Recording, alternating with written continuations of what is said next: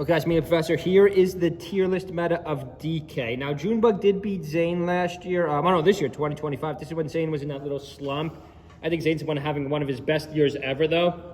Him and Cody are so far ahead of anyone else. I also think Zane is quite far ahead of Cody, too. I know people don't agree with that. This is when GOAT was in a little bit of a slump. I think you guys tend to overestimate DK, similar to the Link effect. I know that sounds crazy. My Link video I just uploaded, I forgot to say, Link also has the Ices and the Peach matchup. It's not just Marth. Now, you could say, well, me and the Professor, obviously Link has terrible matchups in Sheik, in Captain Falcon. DK doesn't have any matchups that terrible, but I think Sheik is pretty bad for DK. Similar to Link. Oh, a nice neutral. I respect Junebug throwing out that neutral B. Misses by a mile, but you get to keep the space.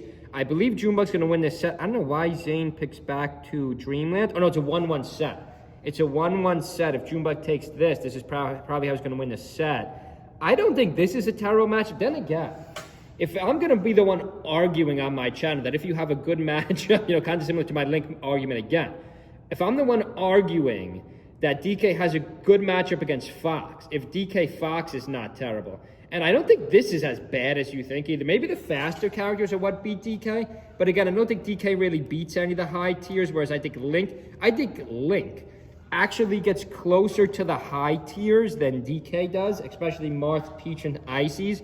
But obviously, DK has the much better spread. That's why DK is above Link on the tier list. DK was 21st. DK was ranked quite low back in the day. Let's go up to 2010.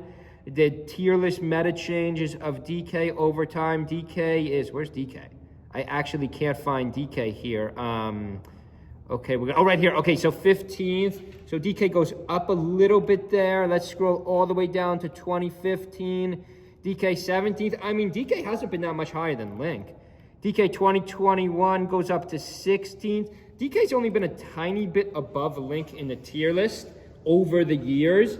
And in the current meta, I think DK is still only a tiny bit better than Link. I think head-to-head Link beats DK also. That's another Link matchup.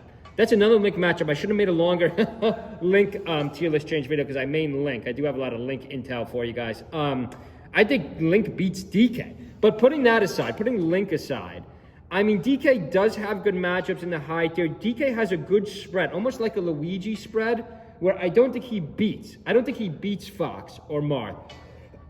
Or even 50-50s Fox or Marth or Puff. Puff isn't bad either. Actually, there's three right there. Fox, Marth, and Puff. I mean, then again, that's why we're ranking DK B tier. We're not ranking DK as a scrub.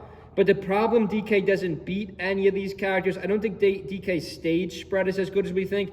And this is going to sound like the craziest thing of all, guys. I don't think DK's results have been as good as you think. Junebug has been way down for 2025.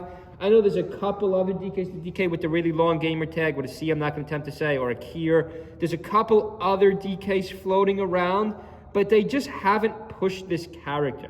Like, yes, you could argue Melee Professor, you moron. Junebug took a third place. Links haven't taken a third place, but Links have done quite well as a pocket pick. Whereas DK, you have a much better overall spread.